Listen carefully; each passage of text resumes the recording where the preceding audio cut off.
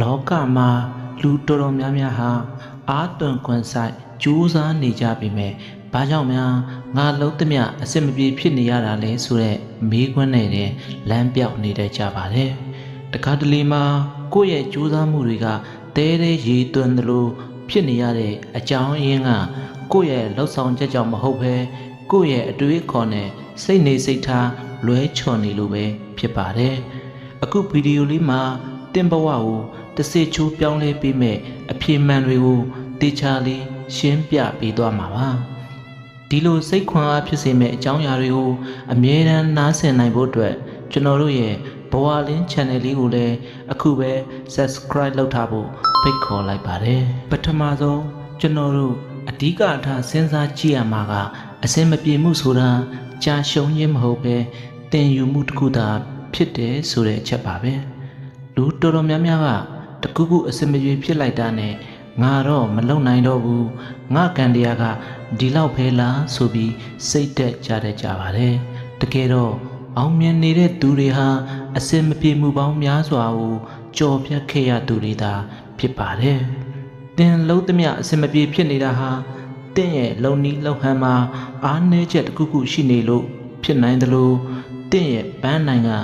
တင့်ရဲ့ဝါဒနာနဲ့ထက်တူမကျနေတာကြောင့်လည်းဖြစ်နိုင်ပါတယ်ဒါကြောင့်အစင်မပြေတိုင်းစိတ်တက်မကြပဲဘာကြောင့်လဲဆိုတဲ့အရင်းမြစ်ကိုအေးအေးဆေးဆေးပြန်လဲသုံးသပ်ဖို့လိုအပ်ပါတယ်ဒါအပြင်ကျွန်တော်တို့ဟာအလုပ်တစ်ခုကိုလုပ်တဲ့အခါမှာရလက်ကိုပဲအရန်ကြည့်ပြီးလုပ်ငန်းစဉ်ကိုမေးလျော့နေတတ်ကြပါတယ်အောင်မြင်မှုဆိုတာအချိန်နဲ့ရင်းနှီးမှုလိုအပ်တယ်လို့စိတ်ရှည်တီးခံမှုကလည်းအဓိကတော့ချက်ပါပဲအပင်တပင်စိုက်ထားပြီးချက်ချင်းအတီးစားချင်လို့မရတယ်လို့မျိုးဘဝရဲ့လုပ်ငန်းဆောင်တာတိုင်းမှာလည်းရင့်မဲ့ခြင်းဆိုတာရှိပါတယ်အဲ့ဒီအချိန်ကိုစိတ်ရှည်လက်ရှည်စောင့်နိုင်ဖို့နဲ့ကိုယ့်ရဲ့အာယုံကိုတခုတည်းပေါ်မှာအစွမ်းကုန်စိုက်ထုတ်နိုင်ဖို့ကအစင်မပြေမှုတွေကိုကြော်လွှားနိုင်မဲ့နီလန်ကောင်းတစ်ခုဖြစ်ပါတယ်ဒါပေမဲ့အဲ့ဒီလိုဆောင်ဆိုင်နေတဲ့အချိန်မှာဘယ်လိုစိတ်ထားမျိုးထားရမလဲဆိုတာကပိုးလို့တောင်အရေးကြီးပါသေးတယ်ဆက်လက်ပြီးစဉ်းစားရမှာကတော့ကျွန်တော်တို့ရဲ့ပတ်ဝန်းကျင်နဲ့အတွေးခေါ်အကျိုးသက်ရောက်မှုပဲဖြစ်ပါတယ်တင်ဟာအစင်မပြေမှုတွေအကြောင်းပဲအမြဲတမ်းတွေးတောနေပြီးမကောင်းမြင်စိတ်တွေနဲ့ပြည့်နှက်နေမယ်ဆိုရင်တင့်စိတ်ကိုမကောင်းတဲ့ရလဒ်တွေပဲရောက်လာမှာပါစိတ်ပညာအရပြောရမယ်ဆိုရင်တော့ကိုယ့်ရဲ့စိတ်ကဘယ်အရာကိုအာရုံစိုက်တယ်လဲအဲ့ဒီအရာကပဲကိုယ့်ဘဝထဲကိုလက်တွေ့ဆိုက်ရောက်လာတတ်ပါတယ်ဒါကြောင့်ငါလုံနိုင်မှာမဟုတ်ဘူးဆိုတဲ့အတွေ့အစားငါဘယ်လိုလုပ်ရင်အဆင်ပြေမလဲဆိုတဲ့မိကွန်းကိုပြောင်းလဲမေးမြန်းကြည့်ပါအတွေးခေါ်ပြောင်းလဲလိုက်တာနဲ့တင့်ရှိကပိတ်ဆို့နေတဲ့တကားတွေကအလိုအလျောက်ပွန့်သွားတာကိုတွေ့ရပါလိမ့်မယ်အရေးကြီးတဲ့အချက်တစ်ခုကတော့ကိုယုံကြည်မှုပျောက်ဆုံးနေခြင်းပါပဲလူတစ်ယောက်ဟာဘလောက်ပဲတော်နေပါစေကိုယုံကြည်မှုမရှိရင်ဘာကိုမှပြက်ပြက်သားသားမလှုပ်ဆောင်နိုင်တော့ပါဘူးအစင်မပြေမှုတွေကြုံလာတဲ့အခါမှာဝေဖန်တန်တွေကိုကြောက်ရွံ့နေတာသူများနဲ့နှိုင်းယှဉ်ပြီးအားငယ်နေတာတွေကတင့်ရဲ့တိုးတက်မှုကိုဟန့်တားနေတဲ့အတားအဆီးတွေဖြစ်ပါတယ်တကယ်တော့လူတိုင်းမှာကိုယ်စီအရေးချင်းရှိကြပြီးကိုယ့်ရဲ့လမ်းကြောင်းကသူများနဲ့တူမှာမဟုတ်ပါဘူးကိုယ့်ရဲ့အရေးချင်းကိုယုံကြည်ပြီးတလန်းချင်းစီခိုင်ခိုင်မာမာလှမ်းသွားဖို့ကတင့်ကိုအောင်မြင်မှုစီပို့ဆောင်ပေးမှာဖြစ်ပါတယ်ဒါပေမဲ့ဒီအချက်တွေကအပြင်ပန်းအချက်လက်တွေပဲရှိပါသေးတယ်ကျွန်တော်တို့လုံးသမျှအစင်မပြေဖြစ်နေရတဲ့နောက်ွယ်ကတကယ်လျှို့ဝှက်ချက်ကတော့ကျွန်တော်တို့ရဲ့နေ့စဉ်အလေးအကျင့်တွေနဲ့မတိစိတ်တွေကတားဆီးချက်တွေမှာရှိနေတာပါအဲ့ဒီအတားဆီးတွေကိုဘယ်လိုဖယ်ရှားမလဲဘယ်လိုနီလန်းတွေနဲ့ရှေ့ဆက်မလဲဆိုတာကိုတော့အသေးစိတ်ထပ်ပြီးပြောပြပေးသွားမှာဖြစ်ပါတယ်ဒုသဖြင့်အောင်မြင်သူတွေလျှို့ဝှက်ကျင့်သုံးနေတဲ့စိတ်သက်ပိုင်းဆိုင်ရာပြုပြင်နည်းတွေကိုဆက်လက်ပြီးနားဆင်ကြည့်အောင်ပါကျွန်တော်တို့ရှေ့မှာပြောခဲ့သလိုပဲအပြင်ပန်းအကြောင်းအရာတွေထပ်ပိုပြီးအရေးကြီးတာကကျွန်တော်တို့ရဲ့ မတိစိတ်ထဲမှာကိန်းအောင်နေတဲ့အလေးကျင့်ဟောင်းတွေပါပဲလူတော်တော်များများကဘဝမှာအပြောင်းလဲကိုလိုချင်ကြပေမဲ့ကိုယ်တိုင်ပြောင်းလဲဖို့ကြတော့ဝန်လေးနေတတ်ကြပါတယ်အစင်မပြေမှုတွေဒလဆက်ကြုံနေရပြီဆိုရင်ဒါဟာသင်လုံနေကြပုံစံဟောင်းကြီးကအလုံးမဖြစ်တော့ဘူးဆိုတဲ့သတိပေးခေါင်းလောင်းတန်ပဲဖြစ်ပါတယ်ဒါပေမဲ့ကျွန်တော်တို့ကတော့အဲ့ဒီအချက်ပြချက်ကိုဂယုမဆိုင်ပဲနီလန်ဟောင်းကြီးနဲ့ပဲရလက်အစ်စ်ကိုမျော်လင့်နေတတ်ကြတာဟာအစင်မပြေဖြစ်ရတဲ့အဓိကအကြောင်းရင်းတစ်ခုဖြစ်ပါတယ်ကျွန်တော်လေးပြီးပြောချင်တာကတော့ comfort zone လို့ခေါ်တဲ့ကိုနေသားတကြရှိလာတဲ့ပတ်ဝန်းကျင်အကြောင်းပဲဖြစ်ပါတယ်လူတဘာဝအရာကိုကျွမ်းကျင်ပြီးသားကိုတည်ပြီးသားအရာတွေကိုထက်ခါတလဲလဲလှုပ်ချင်ကြပါတယ်အတစ်အဆန်းကိုစမ်းသပ်ဖို့ထက်အစင်မပြေရင်တောင်အကျွမ်းတဝန်ရှိတဲ့လမ်းဟောင်းကိုပဲရွေးချယ်တတ်ကြပါတယ်ဒါပေမဲ့မှတ်ထားရမှာကတင်တခါမှမရဘူးတဲ့ရလက်ကိုလိုချင်ရင်တင်တခါမှမလုပ်ဘူးတဲ့အလုပ်ကိုလုပ်ရမှာပဲဆိုတဲ့အချက်ပါပဲဒီစုံထဲကနေမထွက်သေးတော့တင့်စီကိုအစင်မပြေမှုတွေပဲထက်ခါရောက်ရှိလာအောင်မှာဖြစ်ပါတယ်အဲဒီလိုစုံထဲကနေထွက်ဖို့ကြိုးစားတဲ့အခါမှာလဲကျွန်တော်တို့ကိုနောက်ဆွဲနေတဲ့အရာကတော့ရှုံးနေမှာကိုကြောက်တဲ့စိတ်ပဲဖြစ်ပါတယ်အစင်မပြေဖြစ်မှာကိုကြောက်နေတဲ့အတွက်အလုပ်တစ်ခုကိုအစွမ်းကုန်မလုပ်ဖြစ်တော့ပဲတဝက်တစ်ပြက်နဲ့ရန်နာလိုက်တာမျိုးတွေဖြစ်လာပါတယ်တကယ်တော့အစင်မပြေမှုဆိုတာအောင်မြင်မှုရဲ့ဆန့်ကျင်ဘက်မဟုတ်ပဲအောင်မြင်မှုစီကိုသွားတဲ့လမ်းကြောင်းရဲ့တစ်စိတ်တစ်ပိုင်းပဲဖြစ်ပါတယ်ဒီကြောက်စိတ်ကိုမကြော်လွှားနိုင်ရင်တော့တင်ပါပဲလှုပ်လို့ရှေ့မတိုးနိုင်ပဲတနေရာထဲမှာလဲပတ်နေပြီးအစင်မပြေမှုတန်တရားထဲမှာပိတ်မိနေပါလိမ့်မယ်နောက်ထပ်အချက်တစ်ခုကတော့ကျွန်တော်တို့ရဲ့အချိန်စီမံခန့်ခွဲမှုလွဲချော်နေခြင်းပါပဲတနေ့တာလုံးအလုတ်တွေရှုပ်နေတာကိုပဲအလုတ်လုပ်နေတယ်လို့ထင်တတ်ကြပြီမဲ့တကယ်တမ်းမှာတော့အကျိုးရှိတဲ့အလုပ်ကိုလုပ်နေတာဟုတ်ချင်မှဟုတ်ပါလိမ့်မယ်အရေးမကြီးတဲ့အသေးအဖွဲကိစ္စတွေမှာအချိန်ကုန်နေပြီးကိုယ့်ဘဝအတွက်တကယ်အရေးပါတဲ့အလုပ်တွေကိုနောက်ရွှေ့ထားတဲ့အလေးကျင့်ကလည်းအစင်မပြေမှုတွေကိုဖိတ်ခေါ်နေတာပါပဲအချိန်ကိုစနစ်တကျမသုံးစွဲနိုင်ခြင်းဟာတင့်ရဲ့လှုပ်ဆောင်ရည်ကိုကြဆင်းစေပြီးနောက်ဆုံးမှာတော့ဘာမှမေရရဖြစ်မလာတဲ့ရလက်ဇိုးတွေကိုပဲရရှိစေမှာဖြစ်ပါတယ်ဒါပြင်ကျွန်တော်တို့ဟာအစင်မပြေဖြစ်ရတဲ့အပြစ်ကိုသူတစ်ပါးစီဒါမှမဟုတ်ကံကြမ္မာစီကိုပဲပုံချတတ်ကြပါတယ်ငါမှယင်းဒီမရှိလို့ငါ့ကိုကူညီမဲ့သူမရှိလို့စတဲ့စင်ကြီးတွေကတင့်ကိုခဏတာစိတ်တတာရစေပေမဲ့ပြဿနာကိုတော့မဖြေရှင်းပေးနိုင်ပါဘူးကိုယ့်ဘဝရဲ့အစင်မပြေမှုတိုင်းအတွက်ကိုယ်တိုင်မှာတာဝန်ရှိတယ်လို့ခံယူလိုက်တဲ့နေ့ဟာတင့်ဘဝပြောင်းလဲတိုးတက်ဖို့စတင်တဲ့နေ့ပါပဲသူတစ်ပါးကိုအပြစ်တင်နေသူကြီးတော့တင်ဟာကိုယ့်ဘဝရဲ့အရှင်သခင်မဖြစ်နိုင်သေးပဲအစင်မပြေမှုတွေရဲ့တားကောင်ဖြစ်နေအောင်ပါသာဖြစ်ပါတယ်အခုကျွန်တော်ပြောပြသွားတဲ့အချက်တွေကတင့်ကိုတစုံတရာနိုးကြားသွားစေလိမ့်မယ်လို့မျှော်လင့်ပါတယ်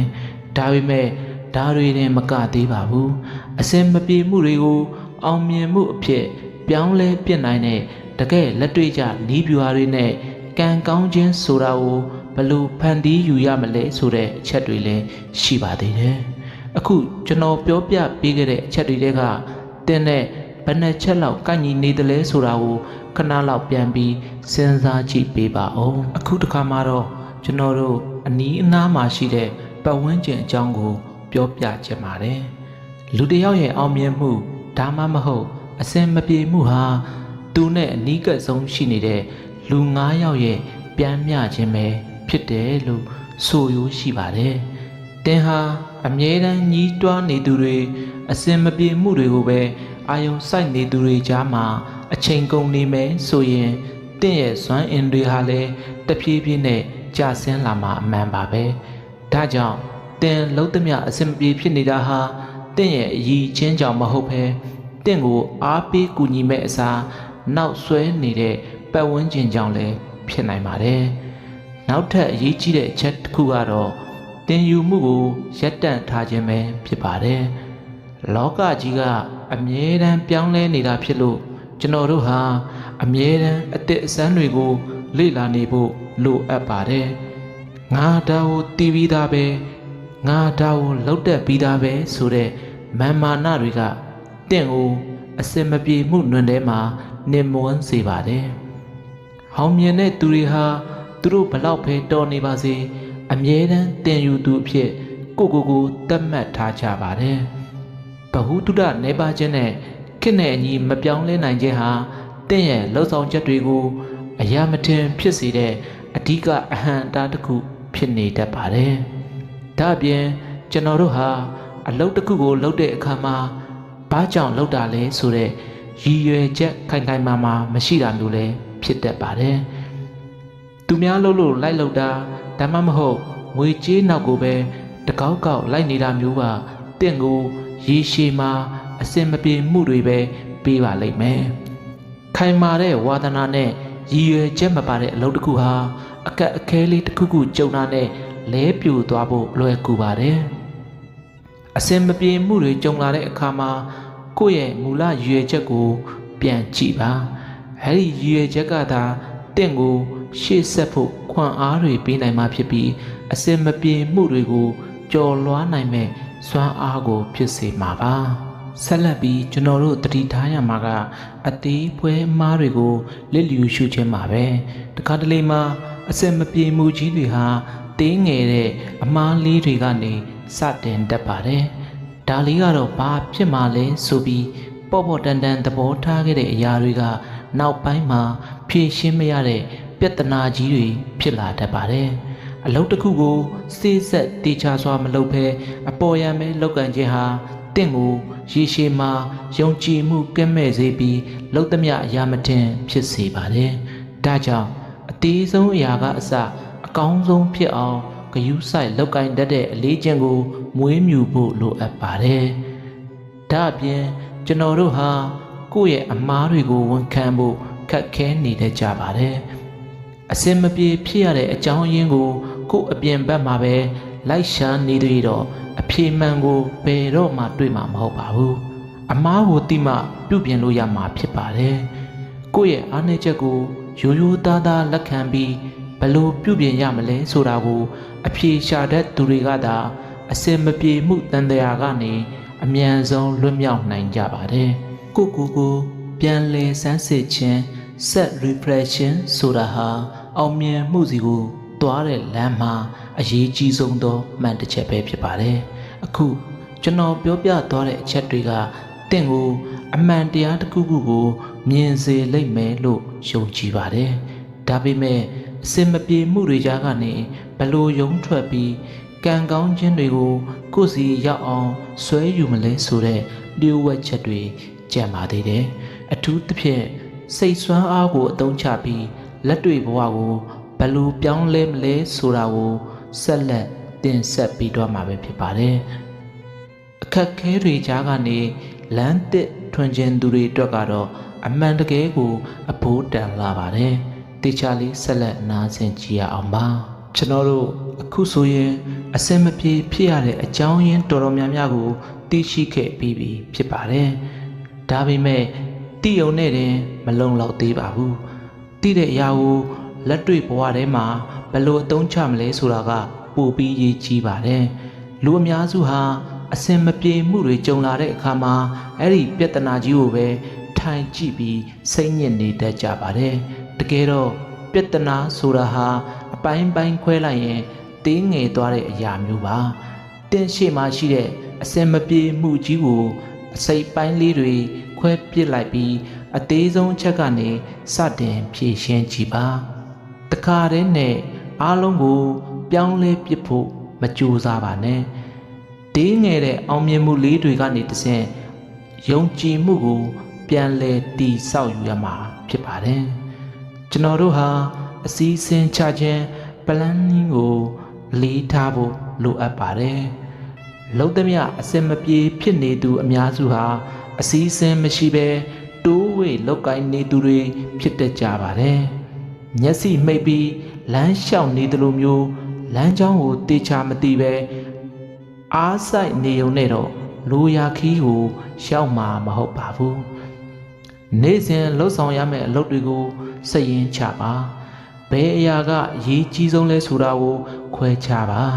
အစီအစဉ်တစ်ခုကိုတေချာဆွဲပြီးစနစ်တကျလောက်ကင်တဲ့အခါမှာမလိုအပ်တဲ့အမှားယွင်းတွေလျော့နေသွားပြီးအစင်မပြေမှုတွေလည်းတဖြည်းဖြည်းကင်းစင်သွားတာကိုတွေ့ရပါလိမ့်မယ်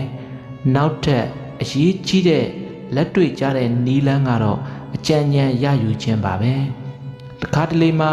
ကိုယ့်ရဲ့အတွေးကွန်းဆက်ထဲမှာတင်ပိတ်မိနေပြီးအပြေရှာမရတာမျိုးဖြစ်တတ်ပါတယ်အဲဒီခါမှာကိုယ့်ထက်အတွေ့အကြုံရှိတဲ့သူတွေကိုလုံနေတဲ့နေပင်မှာအောင်မြင်နေတဲ့သူတွေကိုအကြံဉာဏ်တောင်းခံဖို့ဝန်မလေးပါနဲ့သူတို့ရဲ့အမြင်တွေကတင့်အတွက်လမ်းစအသစ်တွေကိုမြင်လာစေနိုင်ပါတယ်ကိုတယောက်တည်းရုန်းကန်နေတာထက်မှန်ကန်တဲ့လမ်းပြသူတယောက်ရှိနေခြင်းကတင့်ရဲ့အစင်မပြေမှုတွေကိုမြန်မြန်ဆန်ဆန်ကျော်လွှားနိုင်ဖို့အများကြီးအထောက်အကူဖြစ်စေပါတယ်ဒါပြင်ကျွန်တော်တို့ဟာကြာရှုံးမှုအပေါ်ထားရှိတဲ့အမြင်ကိုလုံးဝပြောင်းလဲပစ်ဖို့လိုပါတယ်အစင်မပြေဖြစ်တာကိုအရှက်ရစရာတစ်ခုလို့မမြင်ပဲအောင်မြင်မှုအတွက်လိုအပ်တဲ့သင်ခန်းစာတစ်ခုလို့မြင်တတ်ရပါမယ်သင်ခန်းစာမယူတတ်သူအတွက်အစင်မပြေမှုဟာချိန်စာတစ်ခုဖြစ်ပေမဲ့သင်ခန်းစာယူတတ်သူအတွက်တော့ဒါဟာအဖိုးတန်တဲ့လေကလေးတစ်ခုဖြစ်ပါတယ်အောင်မြင်သူတိုင်းဟာဘာကြောင့်အစင်မပြေဖြစ်တာလဲဆိုတဲ့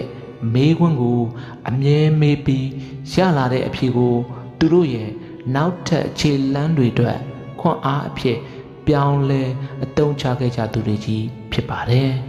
ဆက်လက်ပြီးကျွန်တော်တို့တတိထားရမယ့်အချက်ကတော့ဇွဲလုံးလာပဲဖြစ်ပါတယ်အလုပ်တစ်ခုကိုစလုပ်တုန်းကစိတ်အားထက်သန်ပြီးမဲ့အခက်အခဲလေးတစ်ခုနှစ်ခုကြုံရုံနဲ့လက်လျှော့လိုက်တာမျိုးက